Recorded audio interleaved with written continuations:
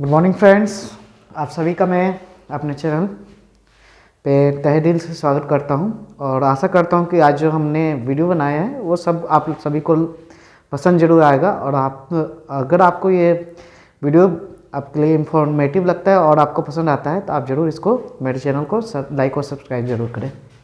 ठीक है, ये कुछ इम्पॉर्टेंट क्वेश्चन है जो कि हमेशा कॉम्पिटिटिव एग्जामिनेशन वगैरह में देते रहते हैं, जैसे एसएससी, रेलवे, बैंकिंग ये और या सैनिक स्कूल, ये सब में देते रहते हैं। ठीक, तो आइए हम एक एक करके डिस्कस करते हैं।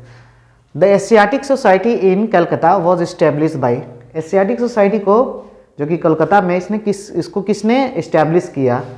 हमारे ऑप्शन है वेरन हेस्टिंग, तो विलियम जोन्स और राजा राम मोहन राय और स्वामी विवेकानंद। ठीक, तो इसका राइट आंसर है सर विलियम जोन्स। ठीक, आइए हम कुछ एशियाटिक सोसाइटी के बारे में जान जाए। तो ये फॉर्म्ड हुआ था 15 जनवरी 1784 1784 को, और इसको पहले इसका नाम था, इसके 2 बार इसके नाम को चेंज किया गया है। एक बार इसका नाम रखा गया the Asiatic Society of Bengal, उसके बाद फिर इसका नाम चेंज करके जो है अभी इसका नाम है the Royal Society Asiatic Society of Bengal, जो कि 1954 में किया गया था और अभी तक इसका यही नाम है। जहाँ तक हम लोग सर विलियम जोन्स की बात किया जाए तो सर विलियम जोन्स जो है वो जाने जाते हैं अपने इंडो एंग्लो लैंग्वेजेस के लिए। इंडो यानी इंडिया और एंग्लो मीन्स ब्रिटिशर्स। ठीक, और इन्होंने मानव धर्म शास्त्र और गीता गोविंद का ट्रांसलेशन भी किया है। और इसके अलावा और बात की जाए तो ये ब्रिटिश फिलोलॉजिस्ट है और स्कॉलर है, विद्वान भी है। ठीक, सेकेंड क्वेश्चन पे आते हैं। मेडरका कप जो है किससे एसोसिएटेड है? देखिए दोस्तों, यहाँ पे हम सारे ऑप्शन को देखेंगे नहीं, बस सीधे आंसर और इसका एक्सप्लेनेशन करते हैं, क्योंकि मेरे पास अभी उतना टेक्नोलॉजी है नहीं कि हम सभी ऑप्शन को एक एक करके ये करें। ठीक है, हमने पहले ही से सारा चीज़ ये तैयार किया है। ठीक, तो इसका आंसर है football.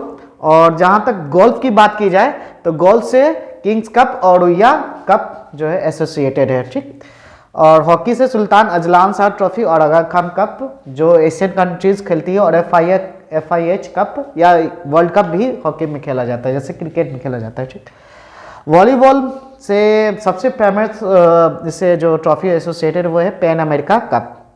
Third question, which among the followings are called shooting stars?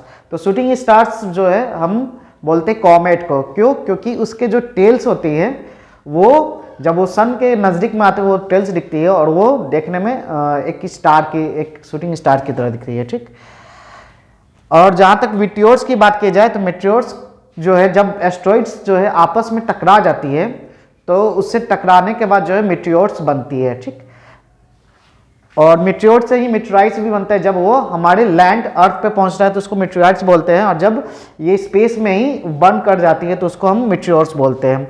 Asteroid की बात की जाए तो मार्स और जुपिटर के बीच में जो है एक एस्ट्रॉइड बेल्ट है, वहाँ पे बहुत सारे एस्ट्रॉइड्स होते हैं जिसके अलग अलग रिवोल्यूशन टाइमिंग है, तो वो होता है एस्ट्रॉइड। और प्लैनेट्स तो हम लोग जानते हैं कि रॉक्स या gaseous material that are made up of rocks or gases, large masses that are made up of gases or rocks, और जो कि सूरज के चारों चक्कर लगाती है यानी रिवॉल्व्स अराउंड द सन।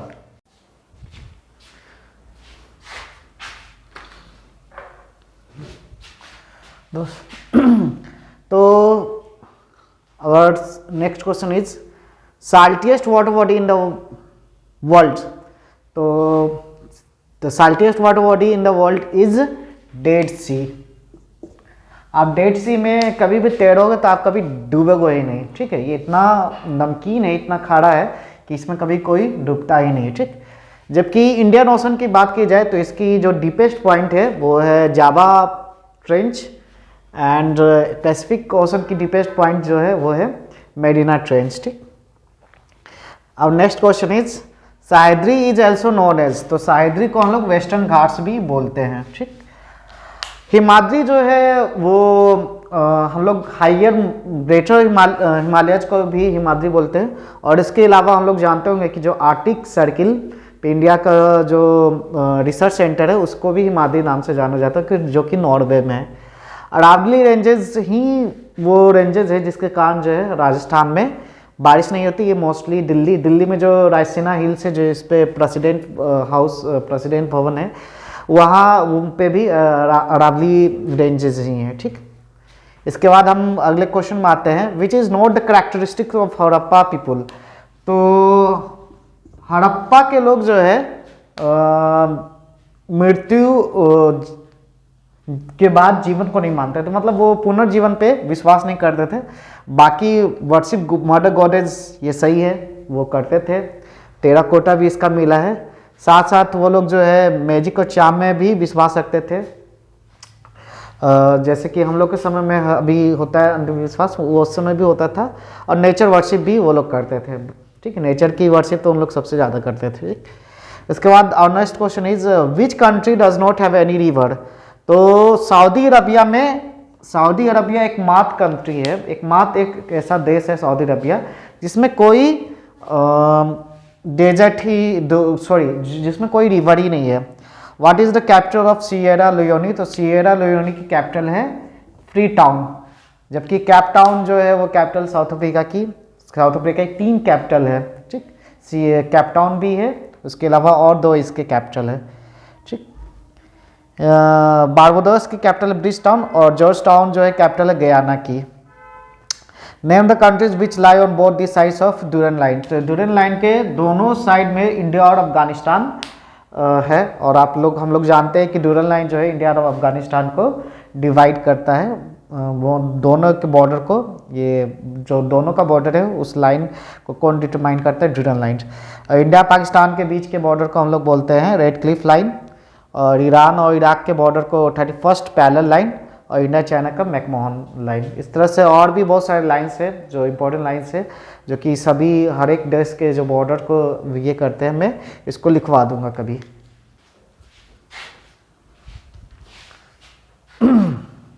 आइए दोस्तों, फिर से चर्चा करते हैं। Where is the Great Victoria Desert. तो ग्रेट विक्टोरिया डेजर्ट कहाँ है, ऑस्ट्रेलिया में। ठीक, अफ्रीका में हम लोग जानते हैं कि वर्ल्ड की सबसे बिगेस्ट डेजर्ट सहारा डेजर्ट है। अमेरिका में अटकामा डेजर्ट है। A for America, A for अटकामा।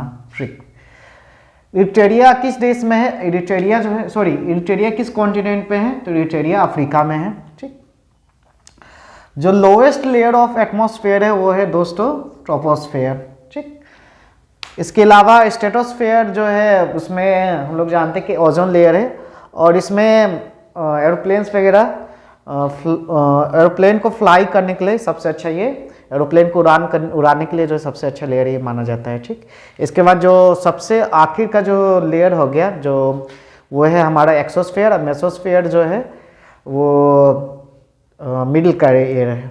ठीक, यानी कि 5 लेयर्स है, इसमें से सबसे पहले ट्रोपोस्फेयर, फिर स्ट्रेटोस्फेयर, फिर मेसोस्फेयर, उसके बाद थर्मोस्फेयर, और लास्ट में है एक्सोस्फेयर। ठीक, which mountain range found between Narmada and Tapi river. तो नर्मदा तापी रिवर के बीच में जो है सतपुरा रेंज है। ठीक, सतपुरा रेंज हमारा नर्मदा और तापी के बीच में है। ठीक, इसके अलावा विंध्या रेंज जो है, जो इंडिया नॉर्थ इंडिया और साउथ इंडिया को ये अलियन टाइप्स में ये डिवाइड करता था। अभी भी हम कह सकते हैं विंध्या रेंज जो है वो नॉर्थ इंडिया और साउथ इंडिया को डिवाइड करता है। The kingdom of Poros, who offered strong resistance to Alexander, was situated between which Indian rivers? तो किस नदी के किनारे पे, किन 2 नदी के किनारे पे जो है वो पोरस, जो कि हम लोग जानते हैं कि अलेक्जेंडर को सबसे ज़्यादा चुनौती जो मिली थी इंडिया में वो किससे है, पोरस से। उन्होंने पोरस को हरा दिया था, लेकिन फिर भी वो राजा जो थे वो पोरसी थे। सारे डिसीजन अलेक्जेंडर ले रहे थे, लेकिन रूलर को अपने पोरस को ही ये किए थे। तो वो है हमारा रावी और चेनाब रिवर। यहाँ पे दोस्तों ये सही कर लीजिएगा, चेनाब है। ठीक, और the Indian football team made is first appearance in Olympic games. Indian football team, sorry दोस्तों, इंडियन फुटबॉल टीम, तो ये 1948 में, जबकि इंडिया ने फर्स्ट ओलंपिक अपीयरेंस किया था 1900 में। फर्स्ट ओलंपिक अपीयरेंस इंडिया की है 1900 में। First Olympic appearance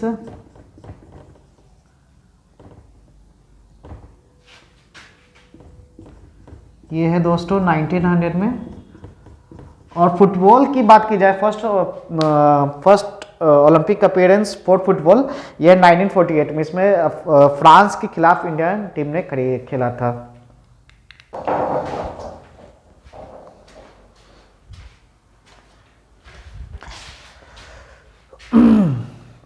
Which port of India is a tidal port? Answer is Kandla. Kandla port Gujarat में है, जिसको अब दीनदयाल उपाध्याय पोर्ट्स के नाम से जाना जाता है, और इसको टाइडल पोर्ट भी बोलते हैं दोस्तों। और हल्दिया पोर्ट ये वेस्ट बंगाल में है, WB वेस्ट बंगाल, हुगली नदी पे है। और ये कोची पोर्ट तो एर्नाकुलम, केरला के एर्नाकुलम डिस्ट्रिक्ट में। पारादीप पोर्ट आपका दोस्तों ओडिशा में है, ओडिशा के जगजीत सिंहपुर डिस्ट्रिक्ट में, ठीक। सलाल प्रोजेक्ट किस रिवर पे, इनमें से किस में से? ऑप्शन है चेनाब, झेलम, रावी, सतलज। तो सलाल प्रोजेक्ट दोस्तों जो है वो झेलम नदी पे है, ठीक। इंटरनेशनल डेट लाइन जो है वो कहाँ से होके गुजरती है? इंटरनेशनल डेट लाइन जो है पैसिफिक और आर्कटिक ओशन को से होके गुजरती है, ठीक। इंटरनेशनल डेट लाइन जो है वो पैसिफिक और आर्कटिक ओशन से होकर गुजरती है। Last question is Daulat Beg Oldi a well known air strip is in which state? तो ये लद्दाख में है। दौलत बेग ओल्डी ये लद्दाख में ये एयर स्ट्राइप है, जो कि इंडियन एयरफोर्स को बहुत सारे इक्विपमेंट वगैरह भेजने के काम में आती है। ये दोस्तों अलमाटी डैम जो है वो किस नदी पे बना हुआ है? तो अलमाटी डैम जो है कृष्णा नदी पे बना हुआ है, और इसको कर्नाटका की गवर्नमेंट ने, कर्नाटका की सरकार ने बनाया था, ठीक। हमारा दूसरा जो है क्वेश्चन है वो विश्व का सबसे लार्जेस्ट आर्चिपियागो क्या, कौन सा है? विश्व का सबसे लार्जेस्ट आर्चिपियागो क्या है?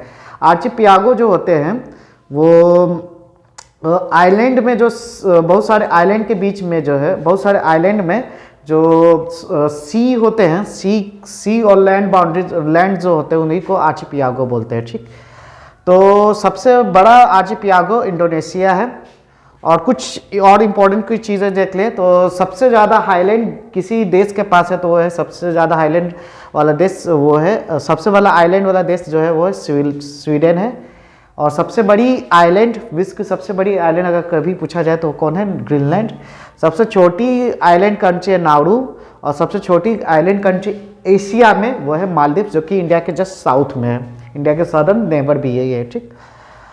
और पहला हार्मोन जिसको जो है जेनेटिक इंजीनियरिंग के द्वारा प्रोड्यूस किया गया है वो है इंसुलिन, जो कि ई कोली बैक्टीरियम के द्वारा होता है, जिसको फ्रेडरिक बेंटिंग ने प्रोड्यूस किया था, बनाया था, ठीक।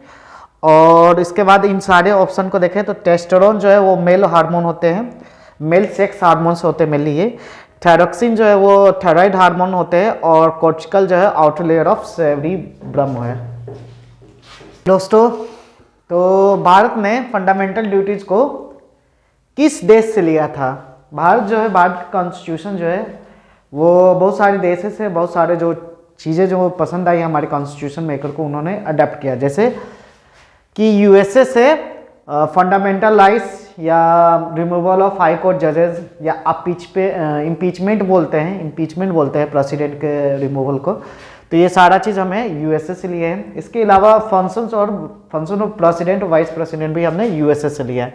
यूएसएसआर से हमने क्या लिया है? Fundamental duties. फंडामेंटल राइट्स जो है हमने यूएसए से लिया है, United states of America. USSR से, जो कि आज के दिनों में रशिया के नाम से जाना जाता है, जो यूएसएसआर जो था वो सोवियत यूनियन ऑफ रशिया, जो कि आज के समय में वो टूट गया है, तो उससे हमने फंडामेंटल ड्यूटीज लिया है, ठीक। 11 फंडामेंटल ड्यूटीज है टोटल। कनाडा से हमने जो है फेडरलिज्म और डिस्ट्रीब्यूशन ऑफ पावर्स, स्टेट और सेंट्रल गवर्नमेंट के बीच में जो पावर्स का डिस्ट्रीब्यूशन है वो हमने कनाडा से लिया है। यूके से citizenship by cameral parliamentary system जो हमने यूके से लिया है। जैसे हमारे इंडिया में लोकसभा राज्यसभा है तो ये उसको हम लोग बोलते हैं बाई कैमरल पार्लियामेंट्री सिस्टम, ठीक। आर्यभट्ट और बारामीर जो है किस पीरियड से बिलोंग करते थे? तो ये लोग गुप्ता से थे, ठीक है, चंद्रगुप्त मौर्य मेनली। और कौन सी ऐसी रिवर है जो कि बे ऑफ बंगाल में जाके गिर जाती है। ड्रेन्स इनटू मतलब बे ऑफ बंगाल में जाके गिर जाती है। ये है कृष्णा नदी और ये ईस्ट फ्लोइंग रिवर। हमारे इंडियन रिवर को दो सिस्टम में तोड़ा गया है, दो सिस्टम में बांटा गया इंडियन रिवर सिस्टम को। एक पेरेनियन रिवर, एक बोलते हैं नॉन पेरेनियन रिवर। और जितने भी पेरेनियन रिवर और नॉन पेरेनियन रिवर है वो या तो ईस्ट फ्लोइंग रिवर या वेस्ट फ्लोइंग रिवर। तो कृष्णा जो है, जो भी नदी जो है बे ऑफ बंगाल में गिर जाती है वो ईस्ट फ्लोइंग रिवर्स होती है। और जो नदी जो है तापी, सतलज, नर्मदा, ये सब जो है अरेबियन सी में जाके गिर जाती है और ये वेस्ट फ्लोइंग रिवर्स है।